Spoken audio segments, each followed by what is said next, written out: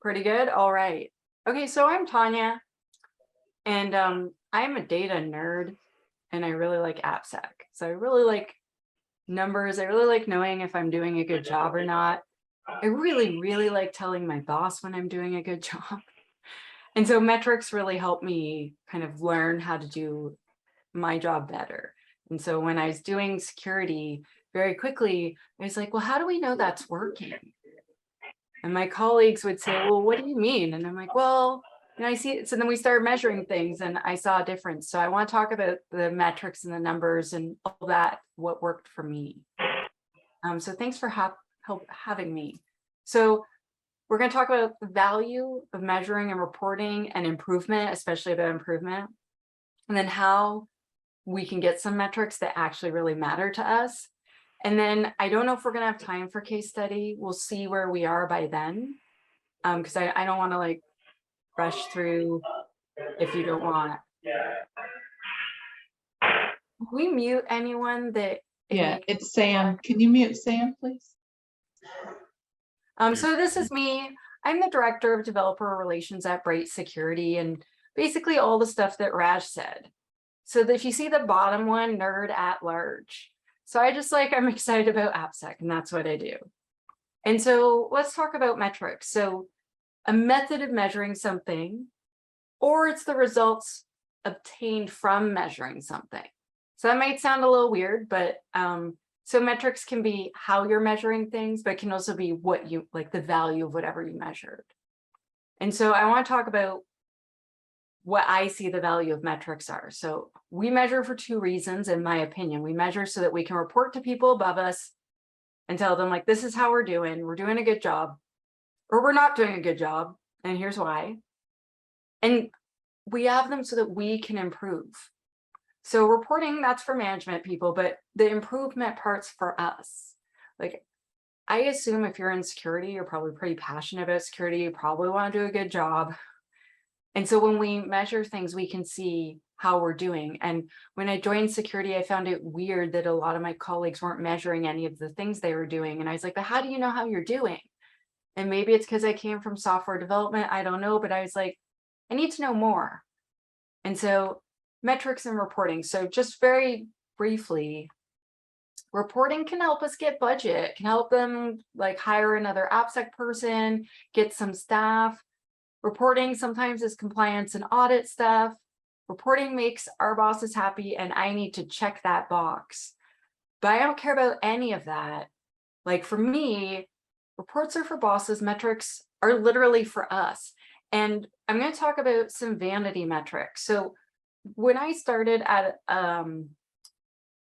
actually, I'm going a little fast. So vanity metrics are numbers that make us look good, but they're not actually any value. I don't know if you've ever seen some numbers and you're like, yeah, but what does that mean? That's not actually important. So basically, we want to ensure, okay, yeah. So I was the CISO at Elections Canada for the election in 2015, where we elected Justin Trudeau with the hair for the first time. And things went really well. You might have noticed we weren't in the newspaper. I think I did a pretty good job. My team was totally awesome. That made it way better. But so when I was leaving, we had a replacement CISO because I don't want to be a boss. I didn't want to be a manager. I wanted to do more technical work. And so I was like, I'm going to move on, do pen testing full time. And they had a replacement guy. And we went to a meeting together with the boss. It's like, I'm handing it off to this dude. And he's like, yeah, I made a report for the boss. And I was like, okay. And it was a circle. And part was yellow and part was orange and part was red. And it said, this is the threat circle.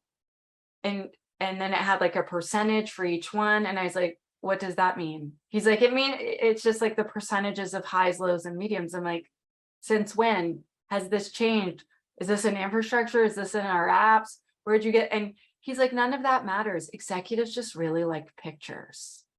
And I was like, no, this is a bunch of crap. You're showing him crap. And he's like, no, it's the circle of threat. It's good. It's good. Just trust me. It'll be fine. So we go into the meeting and he shows it to the director, and the director looks at him. He's like, you know, this is a bunch of crap, right? Do you think that executives just look at pictures and do coloring all day? It's like, get out of my office. And then he's like, Tanya, stay. He's like, oh my gosh, what am I going to do without you? I'm like, I'm sorry.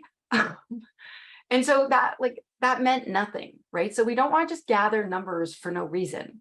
Like, it has to mean something. There has to be a story behind it. And so I used to work somewhere that will remain unnamed, where I did DevRel, and basically a whole bunch of us did DevRel, and they would measure us on how many clicks we got per article. And one of my colleagues, who had very few Twitter followers, but so basically I really liked him. And I was like, how'd you get 5,000 clicks per article? I'm getting like maximum 400 per article. How are you doing that? He's like, maybe it's because I'm writing about programming and you're writing about AppSec and there's less AppSec people. I'm like, maybe. But like, what are you doing? He's like, I just put it on Reddit. And then I just get lots of clicks. And I was like, maybe I could put stuff on Reddit and I could get a lot of clicks. So I put stuff on Reddit, and I got banned from a whole bunch of subreddits for being a woman on the internet. And they're like, you're just promoting yourself by sharing articles you wrote. I'm like, these are related to the topic. But anyway, I got tons of clicks, tons and tons of clicks. But I didn't get any feedback. I didn't get any more comments. I just got like, my click number went through the roof, like 2,000 from 400. But it didn't seem like anyone was engaging. So we went and we asked them, can you tell us how long people are staying on the article? So people on my articles, not including the Reddit users, were staying 1.5 to 2 minutes on average. So that means they were reading the whole article. And his were staying 1 to 2 seconds. So his were bounces. So someone clicking a link but not reading. So it was probably mostly bots. And it turned out almost no one was reading his articles from Reddit. And then we're like, oh no. And so when we were just measuring how many clicks we got, those were vanity metrics because it didn't really mean anything.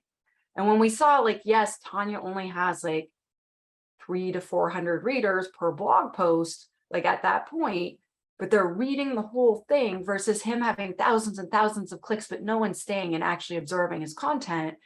We figured out, like, first of all, like sharing on Reddit was a total waste of time, but that there were other places we could get more attention, and how we could both change our blogs so that people wanted to read the whole thing and more people actually saw it and took the time to look at it. And so that is a vanity metric. Another vanity metric, another important metric, I got my approval for my first AppSec program specifically because of incident metrics. So I was working somewhere and we had a lot of security incidents, and I, as an incident manager, there were 2 of us that would do the incident management, and the other guy had way more experience. So I would follow him on his a lot, and sometimes he would follow me on mine, make sure I was doing okay. And I learned a lot of what I know from that amazing human. But after a few months, I took all of our postmortem reports and smashed them into 5 different categories. And one of the categories was insecure software. And so 26% of our incidents were from that. And I was showing my boss, and he's like, who cares? And I'm like, 75% of the money and time was spent on that 26% of the incidents. He's like, okay. And I'm like, and most of it was from 2 specific types of vulnerabilities. And so if I could just use so we had like a DAS tool, I'm like, but they would never let me use it. They're a bit shy. So I'm like, let me DAS scan like everything. I'll find all that. I'll get all the devs to work with me to fix it. And then we can avoid that type of incident that we kept having. I could save us a ton of money. And he's like, say this to the executives. So I did, and I showed them the numbers and how much it would cost. And my AppSec program was approved in 1 day. That's crazy. And so then the last one. So sometimes I'll see people present like, oh, we have way less vulnerabilities than last month. And I'm like, cool, is it because you fixed them? It's not necessarily that. Or they're like, oh, there's way more vulnerabilities this month. What are we doing wrong? But really, they got a new tool, and the new tool looks in a new way. And so those vulnerabilities were always there. It's just now you're finally aware of them. And so it's really important when we look at these numbers, we interpret them and we tell an accurate story. So we can't just say like, hey, 20% of our traffic came from here. That's not always the full story. We got to look deeper and interpret it, especially when we're going to show management and especially if we want money from them or approval. And so we don't want to just present vanity metrics. We want to make sure that it's actually a number that matters for our program. And so if you, like all of you right now at the Purple Book meetup with me, if we think about the goals we have for our programs, what we want to do is think about what are our ideas of how we're going to reach those goals, and then we measure it. And we're going to circle back to this, but the idea is like, think of what you're trying to accomplish and then measure it. Like when I'm doing developer relations, it's not, oh, like speaking at 20 times more places isn't necessarily the answer for doing the right thing. Or sometimes when I speak somewhere, like I'm speaking at this meetup because I really liked Raj, but also I felt like this is the type of meetup I would really just want to be a part of. And maybe like it's not actually there's not gonna be any profits for Bright, and that's okay, because I'm gonna connect with so many amazing humans and learn from them that it's still a really, really good use of my time. And so sometimes immediately if we look like, oh, there's only like 25 people here, people might be like, oh, well, that's really bad, you didn't do it. But it's like, no, but it was the absolute right, most important 25 people that I could have there. And so sometimes when we look at numbers, we need to interpret them. Very briefly, I want to say that metrics and measurement are not the same things. So for instance, if you're going to do an in-house risk score, or you're going to use, CVEs or CWE numbers or high, medium, low, it's really important if you're going to like cram a bunch of data together from different tools that you figure out some sort of like, okay, so high means, 7.5 or above in CVE, but for CWE, it's this. Whatever, it doesn't matter what you do, it only matters that you do it the same time, the same way every time. And I'm measuring this, or I'm saying this just because I've seen people not be consistent, and then all of your stuff's a mess, and you can't really gather useful information from that. So it's really important that you measure apples to apples whenever possible. Okay, so what are security metrics that really matter? I have a PDF of this that I can share after if you want, just like a summary of, so metrics that matter and then security metrics that matter, but it's up to you. Okay, so metrics that matter. How long did it take us to detect this vulnerability? Did we detect it, 10 minutes after that dev checked that code in? Or did we find it 2 years later when we finally bought a SaaS tool? So we found some bugs. How long did it take us to fix them? And the number right now for software vulnerabilities is something like 175 days or something ridiculous on average in our industry to fix a bug. From the time we find it to the time they fix it in production. It's really sad. I don't want the number to have 3 digits in it, but I digress. So a lot of companies, if I work with them, I'm like, I want to set like what security posture are you expecting? Like, what do you want to get to? And usually they're like, perfect. I'm like, you don't want to pay for that. That's going to be expensive. This is not top secret military stuff. You stream cat videos on the internet. So let's be a little more realistic about like, what do you want your security posture to be? And then let's see how close you are to it. And let's measure like 3 months, 6 months, 12 months. Like, are we getting there? Are we getting better? And how close are we getting to what you want? I personally feel that we should have service level agreements between security and developer, like the developers and the operations folks. You might have a different service level agreement or SLA with software developers fixing a bug than you would with the operations folks. That's okay, right? Like you might work somewhere where devs can like push code in no time, but patching an operating system is very, very, very difficult for some specific business reason, right? But I like to ask, am I meeting my service level agreements with them? Like, am I getting back to them in a reasonable amount of time? Are they waiting on me? Am I the bottleneck? So I try to make sure that I'm measuring myself and not just them. So this is a tricky one. Are the average number of vulnerabilities per system going up or down? So if you add a bunch of new tools that look in a new way, you're going to find new stuff. And that's not new vulnerabilities. That's you being aware of them for the first time. And so when you say like average number of vulnerabilities per system, that assumes you've already scanned everything. And it's like, are we creating new vulnerabilities? Are we not fixing old vulnerabilities? So sometimes it's like, are we detecting the same type of vulnerabilities? Or are we finding new types? But the ones that we've looked at before, we're not finding those anymore. Here's a question in the chat. I'm just going to check it out. Oh, actually, no one of these timelines will work. We have today exploits happen within 2 weeks, and since the vulnerability was discovered, so sadly 3 months will just not cut it. Oh yeah, I agree. I think it depends on where you work. Oh yeah, there's a hand up. Hi. Didn't want to interrupt you, but just answering Maria. We also do the 3-6 months thing within ThoughtWorks, and the way we do it is we look at it from a maturity model perspective. So I think that's what maybe you mean, Tanya. I don't know, but we look at it saying there are 10 product teams. Are they moving towards the gold standard that I have defined?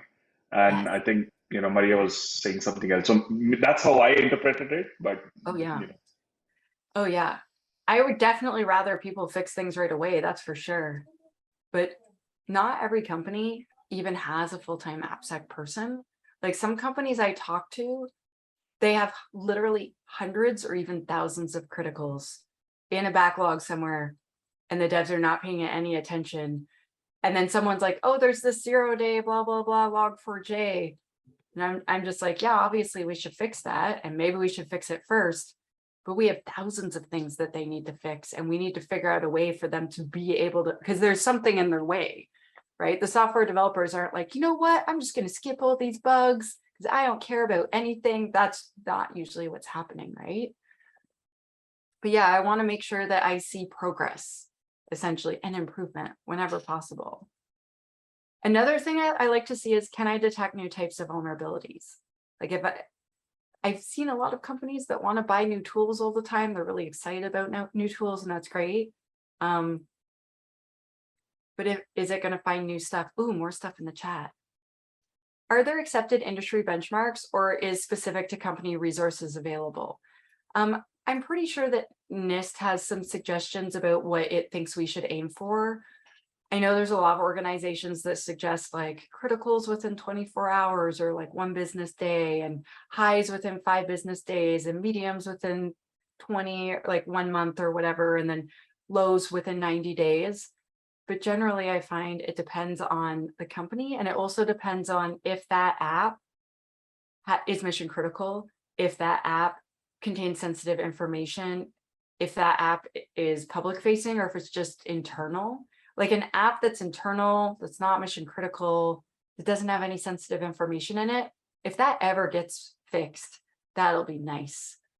But I see a lot of companies where they're like, oh, it's internal, it just doesn't matter ever. So there are people that have suggested benchmarks, but I don't know of a benchmark that's official that people are agreeing on. Does anyone know of one that like everyone's agreed on is what we should do? There are some Like specific to PCI, right? PCI has some specific dates for those environments, but that's not about building your company culture of when do we remediate vulnerabilities. Yeah. I know that for like proactive disclosure or coordinated disclosure or responsible disclosure, the idea is it's supposed to be 90 days. Like you've got 90 days to create a patch to push out to the public, and then the security researcher is just going to publish it. But that's a pretty long time for a super critical vulnerability. I see Terry outlined in green, and I feel like maybe you want to say something. In the chat, Mark saying it's useful casting remediation timeframes in terms of sprints. Yes.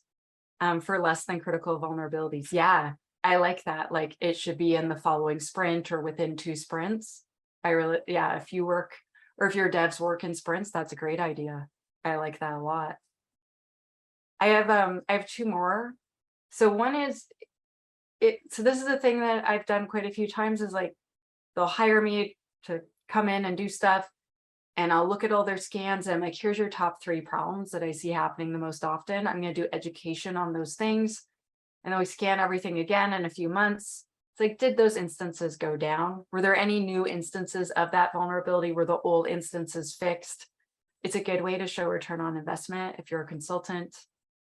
And another thing is just like, if you're targeting a specific vulnerability, are you seeing less instances of it?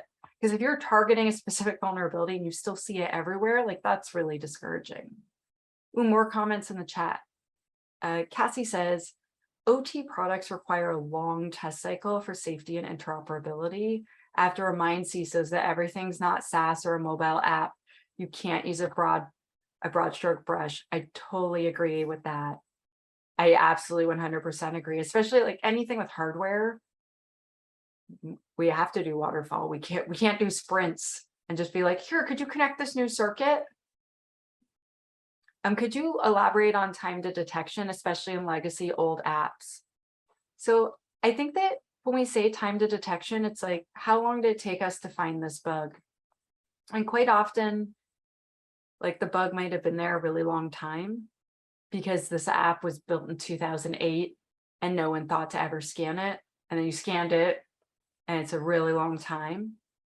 But often it can be, so when we say time to detection, it's often, you know, someone living on my network, or was something breached like 6 months ago and we're just noticing now. That's usually when people say time to detection. But I would really like to know how long it takes for me to find a bug.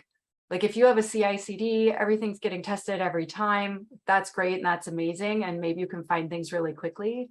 But a lot of places I see, there's maybe like 20% of their devs are using a CI/CD, and half those CI/CDs do not have my security tools in them. They feel I'm going too slow. I see my face is frozen in a really unfortunate space. I don't know if my video is dragging for everyone else or just me. Hope it's going better for you. No, we can hear you well, we can see you well, so. No worries. Perfect. Yeah. Awesome. So Maria's adding some more comments. So obviously we have different types of vulnerabilities and situations. There's newly occurring vulnerabilities. There's repetitively occurring vulnerabilities. There's old and the backlog types of stuff. There's internal versus external facing apps, etc. We all agree that we should be driven by the risk profile and how much risk we can take, which standards apply, etc. What is your advice on how to distinguish and prioritize our work in all those different cases? Oh, that's such a really good question. So sometimes one of my friends pointed this out to me, and he's like, I just do like a mini little risk assessment, and I just ask 4 questions, and it's, is it public or private facing, like internal or external? Is there sensitive data in it? Is it on the mission critical list? And is there any sort of compliance or like legislation that applies? And I give it a 0 or a 1, and then I add up that number. And if the number is a 4, we better look at it right now. And if the number is a 0, you know, we don't need to look at it for quite a while. But when you do that sort of analysis, so I worked somewhere and we used Zap because it was free and we had no budget. And I just I'm like, here's all the things it can find. And like, if you're a 3, you got to fix these things. If you're a 2, you got to fix these things. If you're a 4, etc. And then the devs just knew exactly what to do. And it went pretty well, very quickly. So I tend to do that, like give it a number, and then each number gets a different level of priority. Cassie points out, so to point out on legacy, some of my code from 1989 is still probably in Microsoft Paint. I probably left a few vulnerabilities and bugs in there. As an FYI for everyone that's present, the reason why I'm reading out all the chat messages is because people later won't be able to see the chat messages, and I want them to know what we're talking about. Okay, do we feel good on this slide? Because I have a security incident slide next. Okay, I see a thumbs up. I see another thumbs up. Okay, 3 thumbs up. Awesome. Okay, so security incidents are the most expensive, humiliating, damaging way for us to deal with a vulnerability for the first time. If this is when we're finding out about it, this is not a nice way to find out. If this is the first time we're taking action about the vulnerability, again, that stinks. So if we can reduce the number of incidents or the length of time it takes for us to resolve the incident or reduce the damage or anything like that, it's an awesome goal for our organization. Like, it will save money, it will save time, it will save face. And depending upon where you work, it could save lives, right? And so I'm going to talk about incident metrics that matter. And it was incidents that got me really excited about measuring more and more things, because I had to respond to a lot of security incidents during all the different AppSec jobs I had until Microsoft, where it was so exciting. I could report a security vulnerability and then I knew it would be well taken care of. And every other place I worked, I would give it to the security team and they'd be like, we don't know anything about apps, Tanya, get in here, damn it. So it was very, very freeing to work at Microsoft in that one way. Okay, so security incident metrics that matter. So how long does it take us to resolve and like finish this incident? So some incidents just roll on forever. How long did it take us to detect that there was a problem? Because sometimes, like we said, it can take a really long time to detect that there's a problem, but the sooner we can find it, the sooner we can resolve it, the better. But knowing both of those can really have value. Oh, there's a comment. We also measure the severity of the incidents and check the progress we are making. Yes. Yes, I like that. So how much time did it take us to diagnose it as an incident, or was it just an event? So how long does triage take? I once had triage take just 14 minutes. We thought someone had defaced our website, and all the executives were like, we're meeting in this meeting room upstairs in 14 minutes and you have to brief us, Tanya. And I was like, 14 minutes isn't really a lot of time. But we figured out what had happened is someone who was really not smart went to our website in French and then had pressed, Google will tell you if you're using Chrome, do you want us to translate this? And they had clicked yes. So they translated it to English and they'd done a poor job of translating it. So it looked like it said, you are, it was like sex ? And there was like man or wife.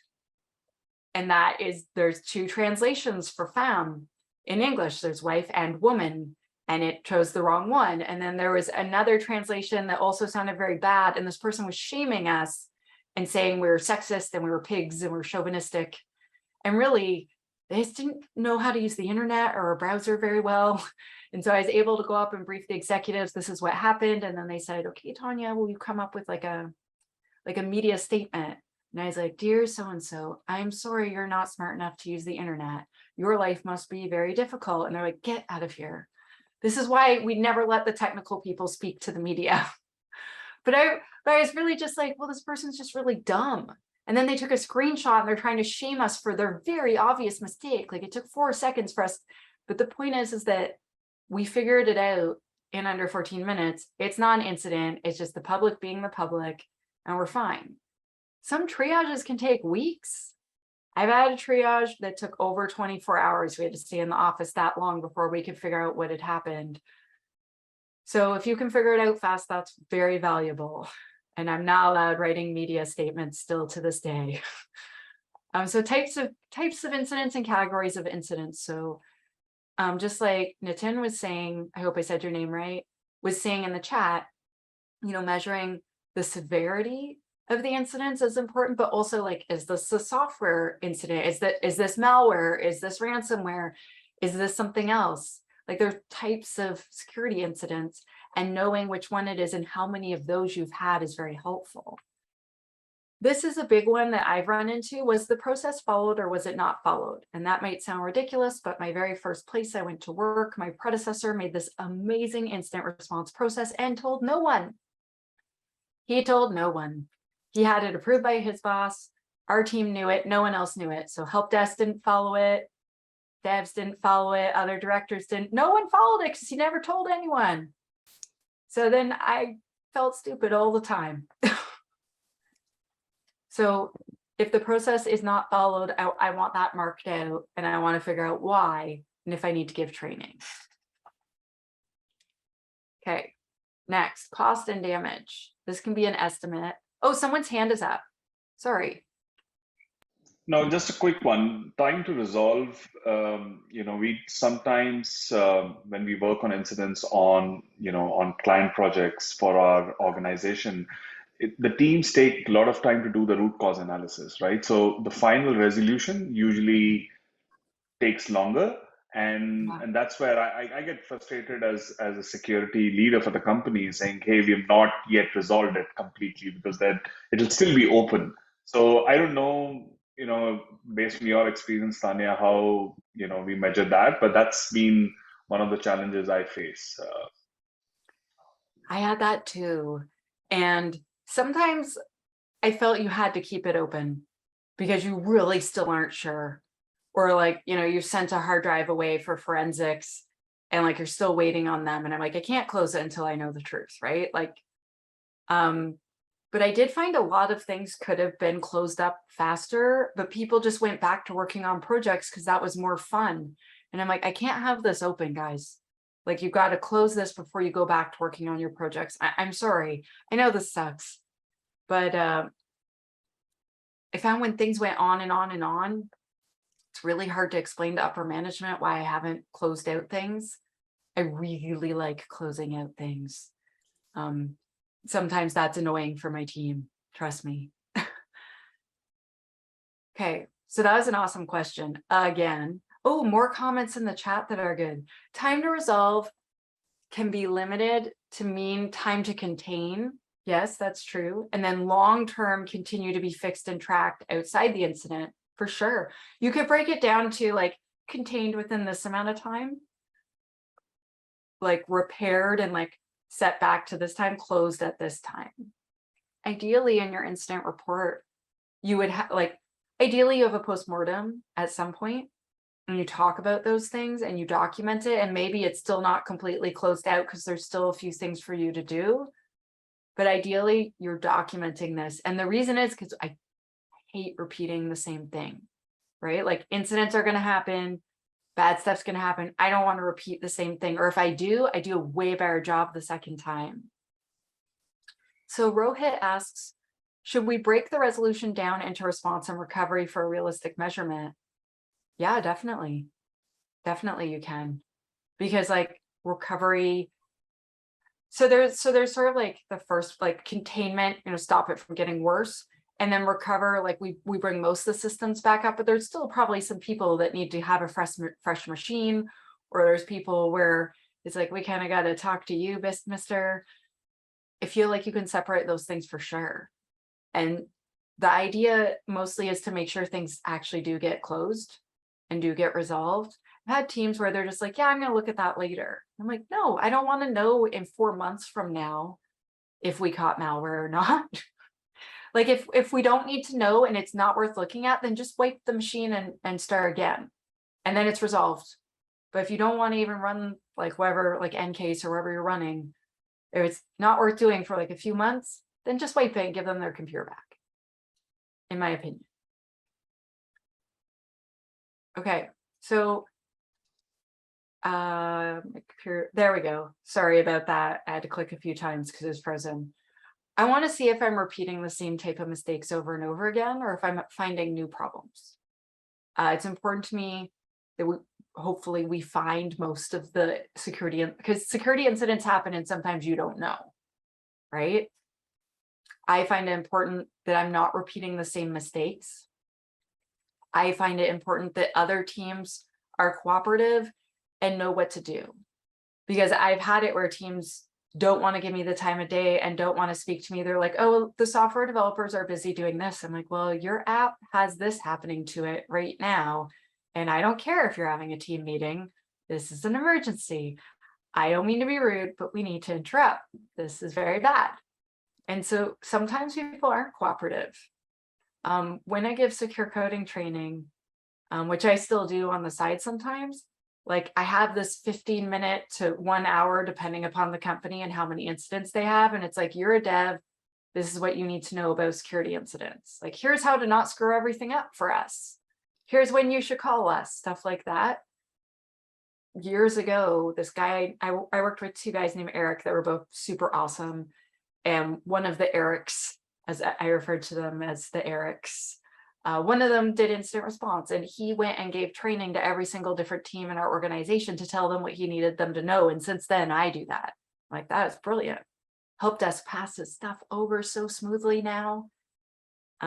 So do other teams agree? I think it's important to perform a postmortem, even if it's just a super brief thing, because there's a really easy thing. It's like, what could we have done better? What did we learn from this, etc., and just document it. Then I took all of those and did a quarterly review of my stats. And I found that I was able to shave a ton of time off of our incidents. I was able to prevent some types of incidents from happening again. And I was able to have people ready. They're like, I spot this. I think a security incident's happening. We need to call Tanya. And to me, that is a huge, huge win. Like, they know when to call you, that they're willing to call you, that they trust that you're going to help. And I started having people call me about things that weren't even necessarily a security incident. Like, someone called once and he's like, oh my gosh, all this stuff went missing out of my desk. Like, someone is supposed to be coming to pick it up this afternoon. He's like freaking out. And turned out the person had come while he was in the bathroom, and his admin had given them the super important information. And then when he had come back, she had gone to the bathroom, so they'd missed each other. And like, she didn't see him and was still waiting for him to come back for lunch. And it wasn't a big deal, but he's like, you must think I'm stupid. I'm like, are you kidding? You called me the moment you saw your data was missing. I couldn't ask for a better reaction. I love a false alarm. Way better than the real thing. Thank you. And so reviewing these things and seeing you're improving is really good. This is a weird one. Come on, PowerPoint. Time between security incidents. So I worked somewhere doing AppSec. I was not on the incident response team. I was not supposed to do incidents. I told them I didn't want to. I wanted to really focus on my pen testing. That did not work.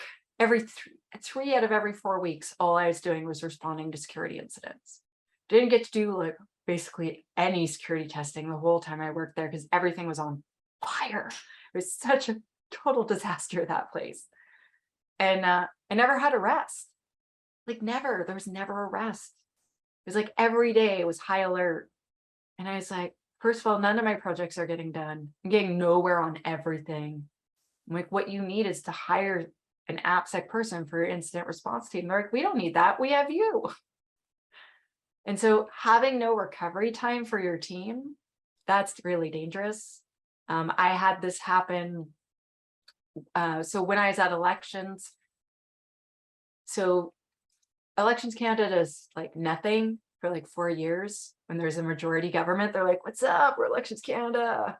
Unless there's a by-election, things are pretty chill. And as long as all of the different political parties are not breaking any of the rules, because they validate that too, but things are like pretty chill for like 3.5 years at elections.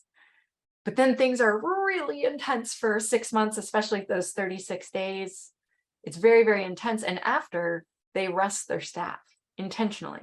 They have an intentional time where they on purpose rest their staff and make them recuperate. And they're like, yeah, we don't want to lose them. They're important to us. So we take good care of our team. And so they on purpose were like, we want you to plan like a team breakfast that's like 4 hours long, take them for bagels or something. We want you to have like, ask them to like, slowly do this. We want you to be so gentle with these people for at least a month. And the point of it was to make sure that we didn't destroy them and burn them all out. Ooh, there's a question in the chat. Proactive versus reactive is a hard spot. How are you able to resolve it? Sorry, I forget which part I was talking about when you put that in the chat, Maria. Could you help me and remember? Because I talk and I forget the previous thing I said.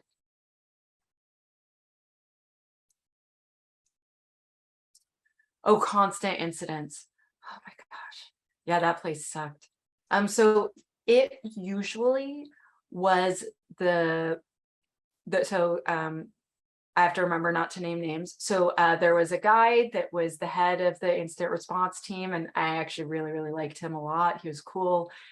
And he'd be like, so there's this thing, Tanya. I'm like, oh no, you're doing that thing where you knit your eyebrows into one eyebrow. And he's like, it's time. And so their team would usually spot it and call me in. Sometimes I would notice it and alert them. I'd be like, oh, there's this happening. And they'd be like, don't worry, we've got it. And then at 2 hours later, they'd be like, we don't got it. And I'm like, okay. And I don't know how to do their job either, just to be clear. I don't know how to do like forensics on the hard drive and like pick apart malware. I don't know how to do that, right? I just know custom apps. And so how was I able to resolve it? Well, after 9 months, I resigned. They wouldn't let me do any AppSec.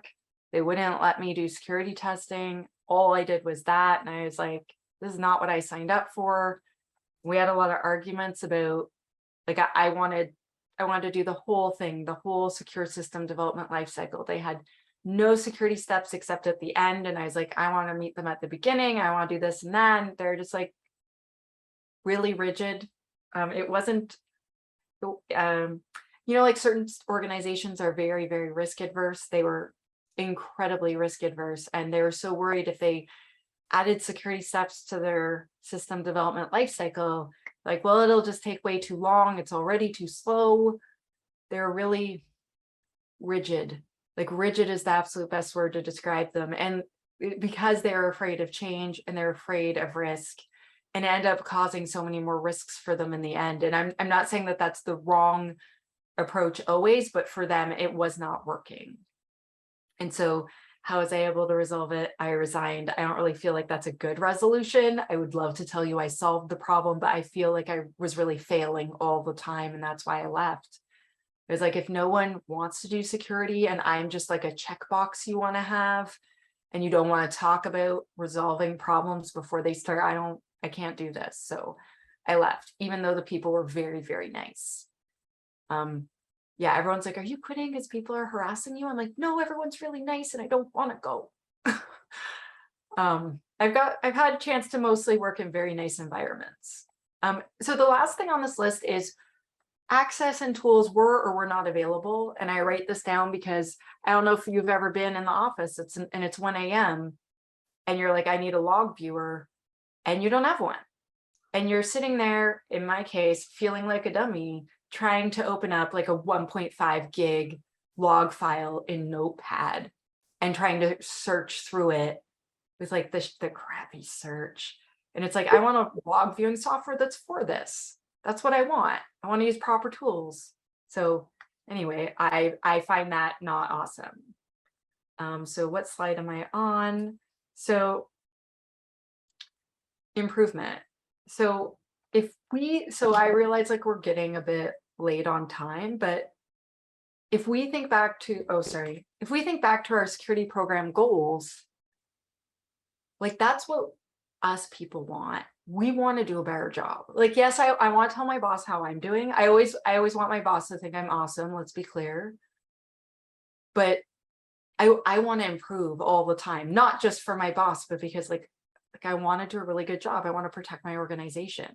And so we're going to talk about improvement for a bit, but I see there's a really awesome note in the chat. So Maria says, I like this session a lot because it's very practical.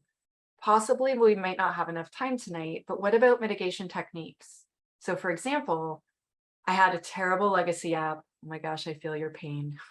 With over 20,000 SaaS vulnerabilities that no one knew the code for the app. Oh no, that's so scary. And I was able to put it behind a WAF. And this diminished the risk for me automatically based on like WAF protection. Are there any other ideas or advice to help with mitigations? So yeah, that's the first thing you could do. Another thing you could do is like you could do network segmentation. So it sounds weird, but like you could protect the rest of the network from that app in case it does get broken into. So you could put like a firewall around it and its database, and just be like, it's an island unto itself. So if you do get in, you can't go anywhere else and bother us. It's another thing you could do. Someone else before suggested to me, like you could take the binary and you could analyze it with something like a SaaS product, like you were saying. But if you don't have the code, like you're kind of stuck at that point. Another, I've heard of, actually, no, that wouldn't work if you don't have the code. Like putting it behind a WAF, it's not perfect, but it's way lower risk. And then see if eventually it can be rewritten or replaced somehow or split into separate pieces, etc. But yeah, that happens a lot. Like a lot of organizations that are older. I worked somewhere last year and their app was 38 years old. I'm like, wow. I mean, I'm still older than the app, but not by that much.